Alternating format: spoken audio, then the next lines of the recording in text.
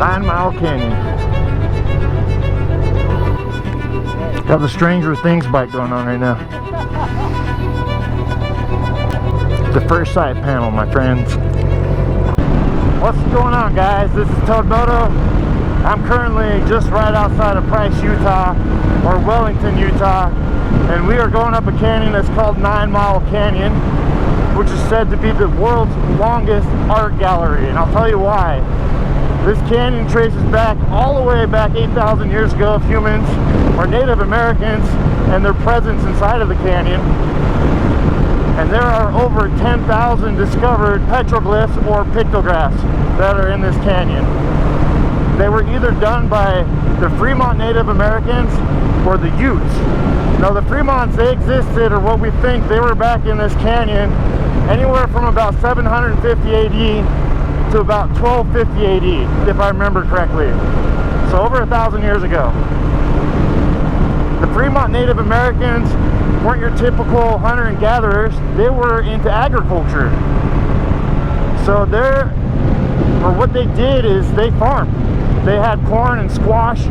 They had irrigation ditches. In fact, they had traces of their irrigation ditches that were you were still able to see them all the way up to the 1930s. And I guess when all the farmers had moved up to this canyon and started doing agriculture themselves or letting their livestock out, that's when the last remnants of the irrigation systems were lost. So the Fremont's Native Americans, they lived up here. They lived in different ruins, in different granaries, and hopefully we're going to see some of them. I know I've been up this canyon one time. I didn't get to go all the way up it, so before it got dark, I only got to see a few sections of the petroglyphs, which were really awesome. I saw a couple owl panels, and I saw like a bear print, bear claw, like these hand guys, just a bunch of fascinating things. This is a really cool canyon. I want to come camping here. But yeah, it's like going back in a time capsule or taking a walk back in time. It would be so fascinating to be able to go back in time just to see the natives do their thing of this canyon. We will be going to another panel that's called the Great Hunt, and that's one of the more famous panels that's found in this canyon. Hopefully we'll make it to that one. Now, this canyon, I think the first settlers, or the first white man that came up it, I want to say it was around 1867, or right around then, give or take 10 years. And that's when they started discovering a lot of these pictographs or petroglyphs, and they were running into the Utes. Now the Utes, they have no evidence that the Utes had any sort of settlement of this canyon, but they definitely have their own petroglyphs and pictographs up here. So there are petroglyphs of horses, which, you know, definitely weren't 1,000 years ago because the Spaniards had brought them over in the 1500s. Now the Utes, they think that they can date them back up in this canyon from the 16th century on all the way up to the 19th century. And like I said, they don't think that they lived up here, but they think that they hunted, and who knows what they were doing up here, if there were some sacred grounds or why they were coming up here. But yeah, if you guys are really into history, I love anything that has to do with Native Americans. I find pictographs and petroglyphs, ruins, all this is super fascinating to me. But if you do go see them, please be very respectful. These places are very sacred to the natives. I know even to some, they don't even want you to go see them.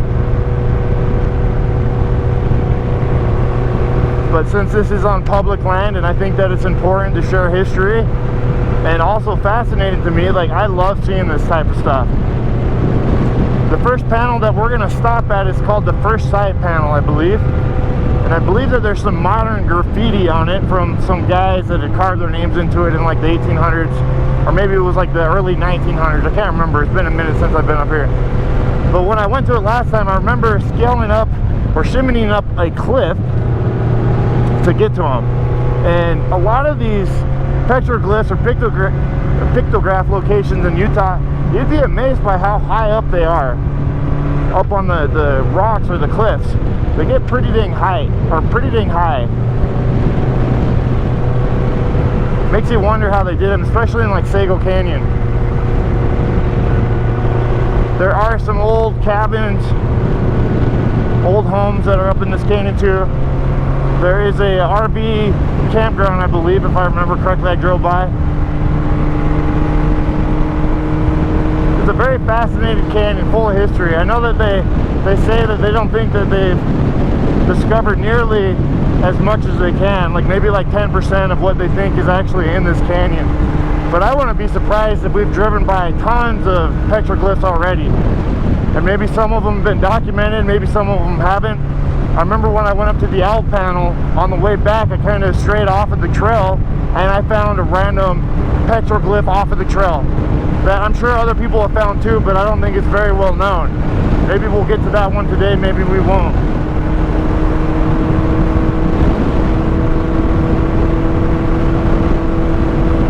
There's another petroglyph location that's by what they call Balance Rock, and it's called Balance Rock because exactly what you're thinking. There's a huge rock right off the side of the road that's balancing.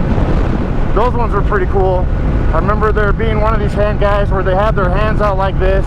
They have kind of the upside down triangular body, which I think is just a really cool art style.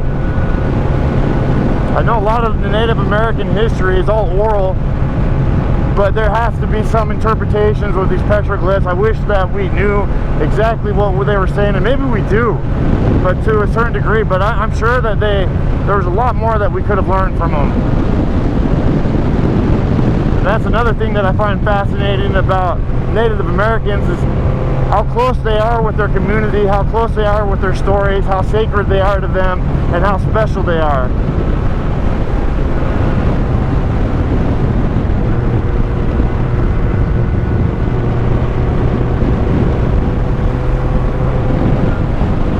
Pretty fun windy canyon to go up on your bike.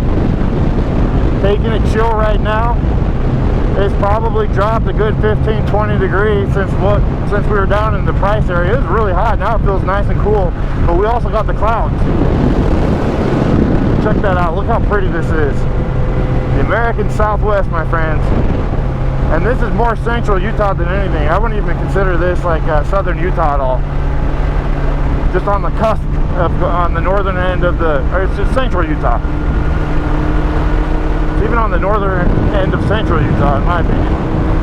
Ninemile Canyon is located just south of the Ashley National Forest, which is where the Uintas are. That's a mountain range that runs predominantly from east to west, which is very unique. Not a lot of mountain ranges do that. And it's just north of what's called the Book Cliffs. It's a fantastic place to go hunting. And in the Book Cliffs, one of my favorite locations to go look at petroglyphs and pictographs is Sago Canyon. You can see that canyon a lot of times on History Channel or Discovery Channel. On History Channel, I can't tell you how many times I've seen it on Ancient Aliens. It's on numerous episodes of it, but it's really fascinating. And one cool thing is it's very family friendly, meaning that you don't have to hike to go see any of these petroglyphs or pictographs. You can drive right up to them pretty much. There's some parts where you have to hike in a little bit, but like it's a couple hundred yards if that. So if you got kids that are not really into hiking, if you're on your way to Moab, instead of taking a right off of I-70 to go south, you just go one exit further and get off that exit, and that is exactly where Sago Canyon is. I'm gonna downshift right here. So last time I came up this canyon, I had a friend that was going to a wedding down in Price. And I came up here and I only had a few hours of daylight, but it was absolutely fascinating to me. Driving back, it was all in the dark, so I don't remember a lot of this, but I did take some videos and pictures of the sites that I went to, and yeah, they're just really cool. People really like them on TikTok. I've been sharing them lately. I started the TikTok about 3 weeks ago, and I've learned a lot. The Native Americans have definitely taught me a lot. If I say anything wrong, or if I'm doing anything I'm not supposed to, they're definitely vocal about letting me know, and I appreciate that, because the last thing I want to be is ignorant.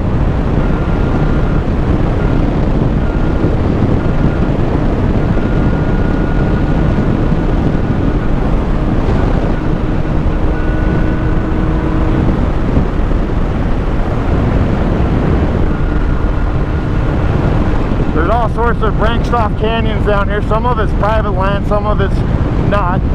And I would imagine that a lot of these places just, they're still discovering a bunch of stuff. The Fremont Native Americans, what they said, they didn't find a lot of pottery up in any of these canyons. And they think that has to do with, like, they didn't have beans in their diet, so they didn't have to store, or they didn't have storage for their food. They ate it fresh.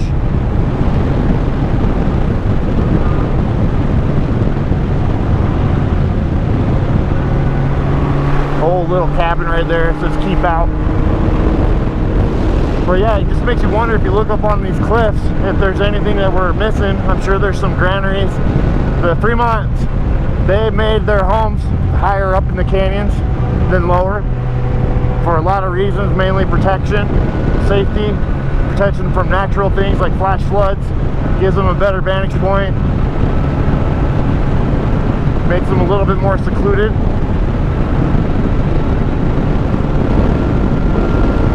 I just had a big bug hit my helmet.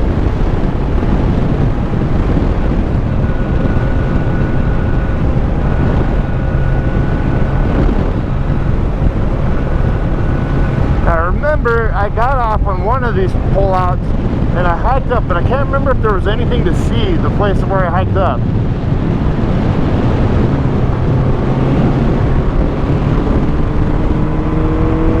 I wish I could remember, because I don't know if we should stop or not at that place, but it was before the first side panels, so I don't think, I mean, there's probably something there, but I don't know, I can't remember, so maybe we won't stop. I think it was right here. In fact, I know for a fact it was right here, right off to the left. So I had pulled over, and I don't think there's anything up there, to tell you the truth. I think it's just more of a place to go camping. But there's probably stuff up in that canyon. It's a cool little notch canyon.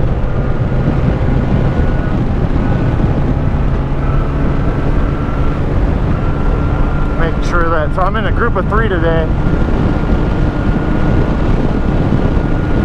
I like the group riding. I haven't done it a lot, but every time I've done it, I've had a blast. Just a bunch of nice people, a bunch of good riders that know their bikes. Or know my bike even better, which makes me feel a lot more confident to go ride it in case anything happens.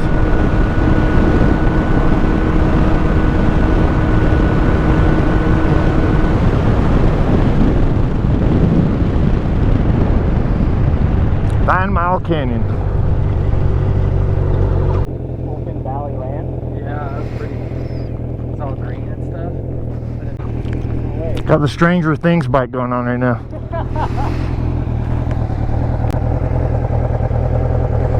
Alright, so I can't remember how much further the first panel or the first sight panel is, but if I come up on it fast like that, it's on, we'll park on the right, but the panel's on the left.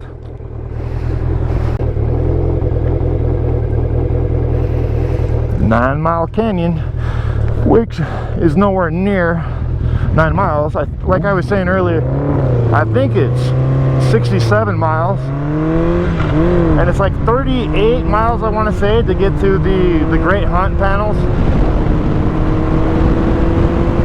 And to Cottonwood Canyon is another canyon up here that's really popular. That's where some granaries are, a lot of really famous petroglyphs are. Oh man, it's definitely taking you back in time. I can picture both the natives living up here and the early settlers.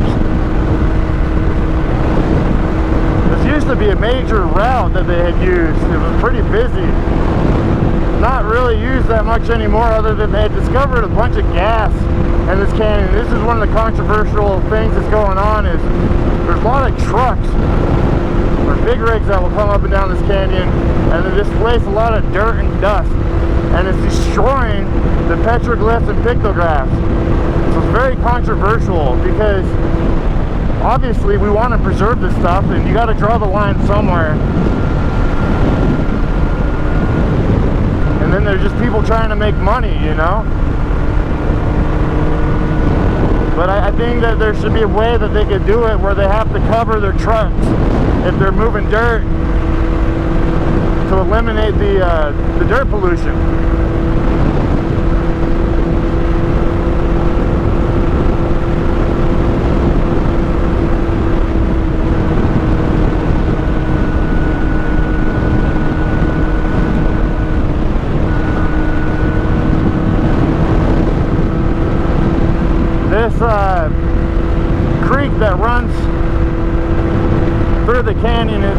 off of the Green River somewhere.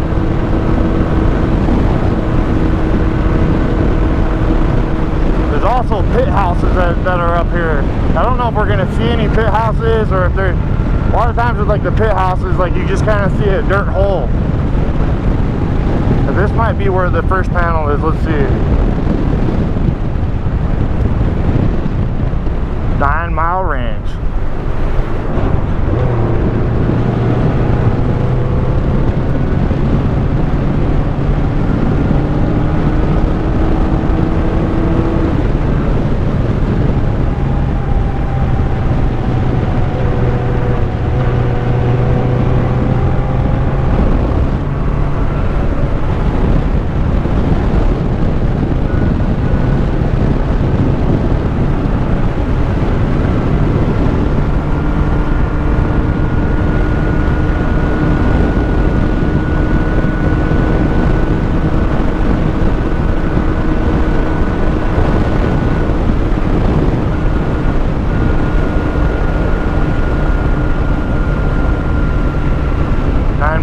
I wonder, I think this might be a place where they allow you to camp. You'll bring, yeah. I don't know if they got hookups, but I would imagine that they do. I'll see if I can keep my eye over there. I want to concentrate more on this turn right here. I think they have some cabins you might be able to rent out. And I don't know if that's it exactly. This looks more like it. I don't know. Someplace up here. You can Google it.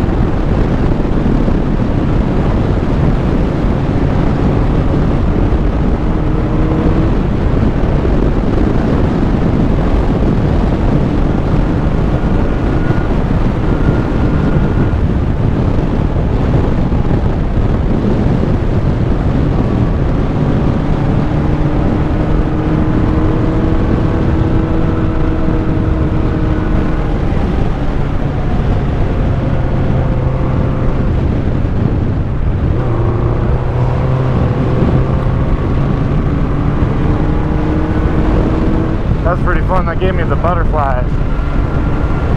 I used to like, when I was a kid, we'd go down these roads that had a lot of ups and downs like that. My dad would go speeding a little bit and we'd get butterflies. We used to love doing that. That was so fun.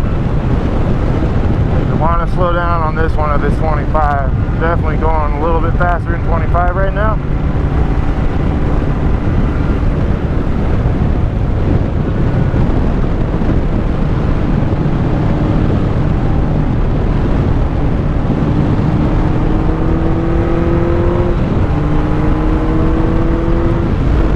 Might be where the first panel is.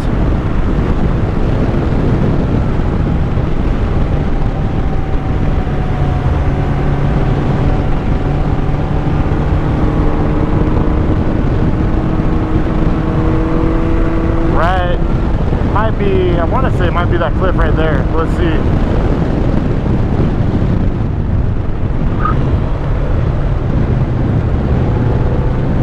Nope.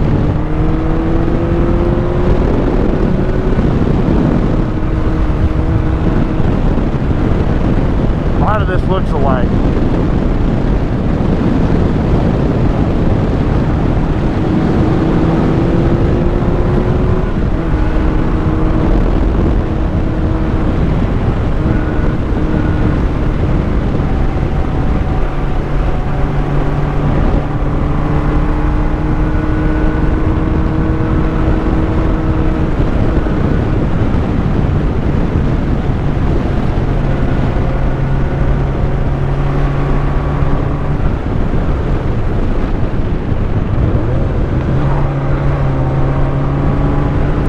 So I'm assuming that this, yeah, this is it right here.